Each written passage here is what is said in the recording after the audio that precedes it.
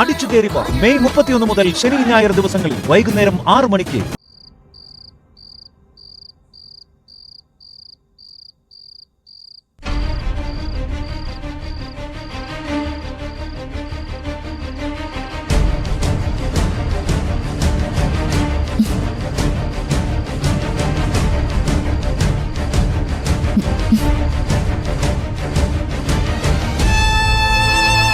എന്താ മോളെ? ഏട്ടത്തോട് എന്തെങ്കിലും പറയാനുണ്ടോ?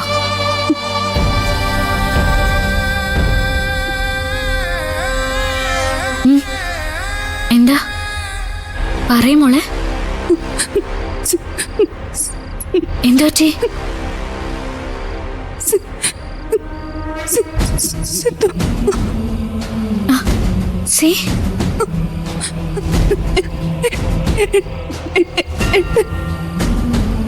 സിദ്ധു ഏട്ടനോ?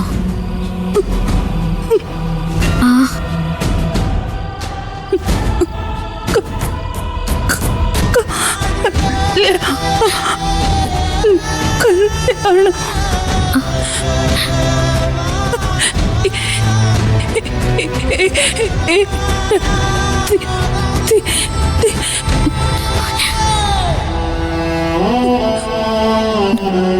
മോള് പറയാൻ ശ്രമിക്കുന്നത് ഏട്ടത്തിക്ക് മനസ്സിലായി. അച്ഛൻ പറയുന്ന പോലെ സിദ്ധുവായിട്ടുള്ള വിവാഹത്തിന് ഞാൻ സമ്മതിക്കണം എന്നല്ലേ? സുധിയേട്ടനൊപ്പം ഒരു ദിവസം പോലും ജീവിച്ചില്ലെങ്കിലും ആ സ്നേഹം എനിക്ക് മറക്കാൻ പറ്റുന്നില്ല മോളെ. പിന്നെ എങ്ങനെയാ ഞാൻ? പക്ഷേ സിദ്ധാർത്ഥന്റെ ദീർഘായുസിന് വേണ്ടി ഞാൻ പ്രാർത്ഥിക്കുന്നുണ്ട്. കാരണം സിദ്ധാർത്ഥന്റെ ഉള്ളിൽ ജീവിച്ചിരിക്കുന്നത് എന്റെ സുധിയേട്ടനാണല്ലോ. പക്ഷെ സിദ്ധുവിന്റെ മുമ്പിൽ നിർത്തി നമ്മുടെ അച്ഛന്റെ അഭിമാനത്തെ ചോദ്യം ചെയ്യാനോ നമ്മുടെ കുടുംബത്തെ ഉപദ്രവിക്കാനോ നടേശനും ചന്ദ്രലേഖയും ഉൾപ്പെടെ ആരെങ്കിലും ശ്രമിച്ചാ അത് ഞാൻ അനുവദിക്കില്ല.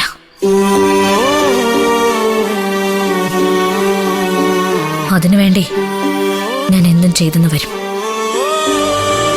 പക്ഷെ എന്റെ മനസ്സൊന്ന് ശാന്താവണം.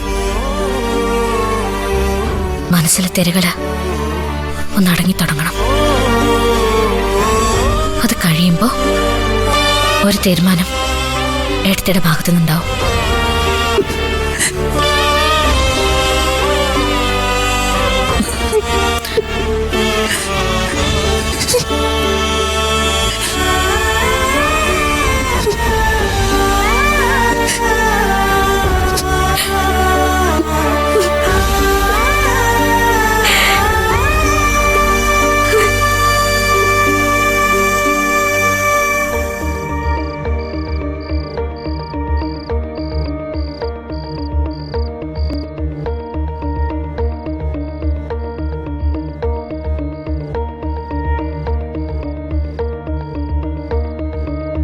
കഴിക്കാനെടുത്ത് വെക്കട്ടെ അച്ഛാ? ഇപ്പൊ വേണ്ട മോളെ, കുറച്ച് കഴിയട്ടെ. ആ മോളെ, നിത്യമോൾ ഉറങ്ങിയോ? മയങ്ങിന്ന് തോന്നുന്നു അച്ഛാ. ഞാൻ അടുത്തിരുന്ന ഉറങ്ങത്തില്ല. എന്റെ മുഖത്തേക്ക് നോക്കി അങ്ങനെ കിടക്കും. അതാ ഞാനിങ്ങി പോകുന്നത്.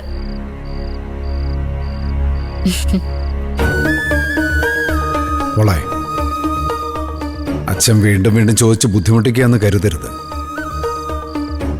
സിദ്ധുവിന്റെ കാര്യത്തിൽ മോൾ എന്ത് തീരുമാനിച്ചു? അച്ഛാ, അതും എന്റെ സുധിയേട്ടന്റെ ഹൃദയത്തിന്റെ കാവൽക്കാരിയായിട്ട് ഒരു നല്ല സുഹൃത്തോ സഹയാത്രികയൊക്കെ ആയി സിദ്ധുവിനൊപ്പം കഴിയാനൊക്കെ ചിലപ്പോൾ എനിക്ക് ഭാവിയിൽ പറ്റിയേക്കും. പക്ഷെ കുടുംബം, കുട്ടികള്, അങ്ങനൊരു ജീവിതം, അതേപ്പറ്റിയൊന്നും ചിന്തിക്കാൻ എനിക്ക് പറ്റില്ല അച്ഛാ. എന്നെ പോലെ മോള് പിന്നെ കർത്താവിന്റെ മണവാട്ടി എന്ന് പറഞ്ഞ പോലെ നിൽക്കാൻ പോവാണ്. ജീവിക്കണം മോളെ. ജീവിതം ഒന്നല്ലേ ഉള്ളൂ. ഈ പുനർജന്മം എന്നൊക്കെ പറയുന്നത് അതൊരു സങ്കല്പമല്ലേ? ഇനി അഥവാ അത് സത്യമാണെങ്കിൽ തന്നെ നാളെ ദേവികമ്മക്കൊരു കുഞ്ഞുണ്ടാവുമ്പോ എന്റെ സുതിമോൻ തിരിച്ചു വന്നായിട്ട് എനിക്ക് തോന്നത്തില്ലേ? ആ കുഞ്ഞിനെ എന്റെ മടിയിലിരുത്തി അവന്റെ കാതിലെ സുതിമോനെ എന്ന് എനിക്ക് പേര് ചൊല്ലി വിളിച്ചുകൂടെ?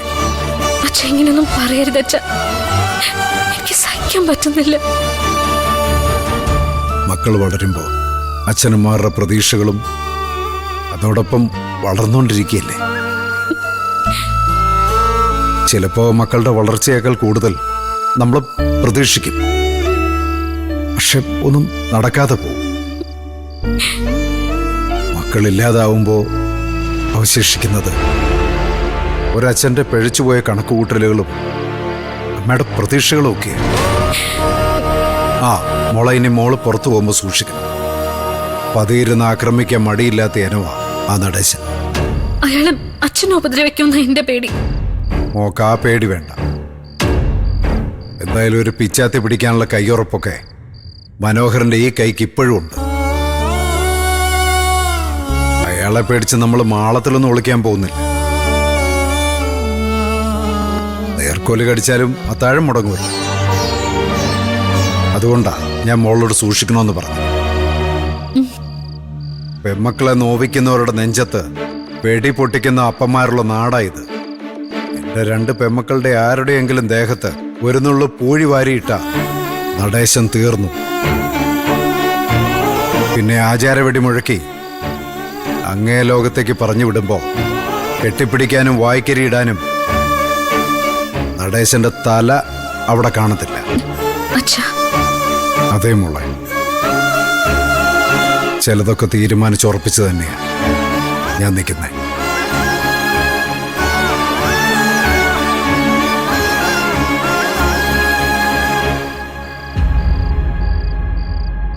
മനോഹരേട്ടൻ കഴിക്കാനൊന്നും വരുന്നില്ലേ?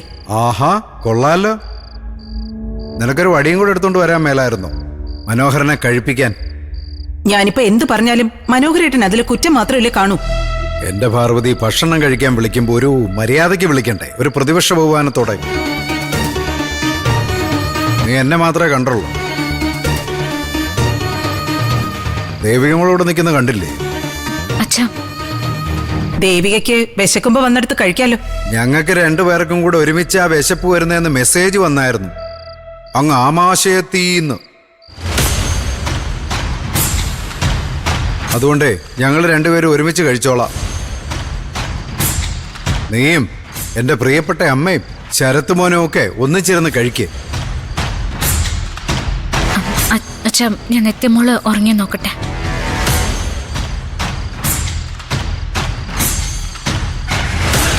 ഇവിടെ 2 പേരും കൂടെ സംസാരിക്കുന്നതൊക്കെ ഞാൻ കേട്ടായിരുന്നു. ആഹാ, മറഞ്ഞു നിന്ന് രഹസ്യം പിടിക്കുന്ന പരിപാടിയും തുടങ്ങിയോ? മറിഞ്ഞു നിന്ന് രഹസ്യം പിടിച്ചതല്ല, പിന്നെ വന്നപ്പോ സംസാരം കേട്ട് നിന്ന് പോയതാ. ദേവികയ്ക്ക് വേണ്ടി നടേശൻ പോലീസിന്റെ തല അറക്കാൻ വരെ മനോഹരേട്ടൻ ധൈര്യം സംഭരിച്ച് വെച്ചിരിക്കല്ലേ? ധൈര്യവും സംഭരിച്ചിട്ടുണ്ട്, അതിനുള്ള ആയുധവും സംഭരിച്ചിട്ടുണ്ട്. നീയേ അരിയുടെ സംഭരണം മാത്രം നോക്കിയാൽ മതി. ബാക്കി കാര്യങ്ങൾ നോക്കാൻ ഞാനിവിടെ ഉണ്ട്. മനോഹരേട്ടൻ ഇത് എന്തിന്റെ കുഴപ്പാ? ദേവിക സിദ്ധാർത്ഥനെ കൊണ്ട് കെട്ടിക്കണമെന്ന് എന്താ ഇത്ര വാശി? പിന്നെ എന്നാടി, ദേവിക മോളെ ആയുഷ്കാലം മുഴുവൻ വേലക്കാരി പട്ടം കൊടുത്ത് ഈ വീട്ടിൽ തന്നെ നിർത്തണം. അതൊന്നും നടക്കത്തില്ല. ആരൊക്കെ കൊമ്പ് കുലുക്കിയാലും ദേവികമ്മയുടെ കല്യാണം ഞാൻ നടത്തിയിരിക്കും. ഒന്നിനു പുറകെ ഒന്നായി മനോഹരേട്ടൻ അപകടം വിലയ്ക്ക് വാങ്ങുക. ആദ്യം സ്വന്തം മകളെ ഈ അവസ്ഥയിലാക്കിയവരെ ഇങ്ങനെ കിടത്താൻ നോക്ക്. എന്നിട്ട് നടേശൻ പോലീസിന്റെ തല വെട്ടാൻ കൊടുവാളുമായിട്ട് ഇറങ്ങ്. ആരെ ഉദ്ദേശം നീ പറയുന്നേ? സിദ്ധാർത്ഥനെ അതോ ദേവിക മോളെയോ? തെറ്റ് ചെയ്തത് ആരായാലും അവരെയൊക്കെ ഉദ്ദേശിച്ച് തന്നെയാ പറഞ്ഞത്. തെറ്റ് ചെയ്താരാന്നറിയട്ടെ, അപ്പൊ ശിക്ഷ മനോഹരം വിധിക്കും. എന്റെ മകൾ ഇങ്ങനെ കിടക്കുമ്പോ ദേവികയുടെ കല്യാണം നടക്കരുതെന്നേ ഞാൻ പ്രാർത്ഥിക്കൂ. ആ സദ്യ ഉണ്ണാൻ എനിക്ക് താല്പര്യമില്ല. ഓ, നീ പറഞ്ഞത് പന്തി ഭോജനത്തിന് ഇരിക്കുമ്പോഴായിരുന്നെങ്കിൽ എനിക്ക് നിന്നെ എച്ചിക്കൈ കൊണ്ട് അടിക്കായിരുന്നു. 10 പേര് കാങ്കെ. ഇനി വാ തുറന്നാലുണ്ടല്ലോ ഒരെണ്ണം വാങ്ങിച്ചോണ്ട നീ പോകത്തുള്ളൂ. കയറിപ്പൊടി.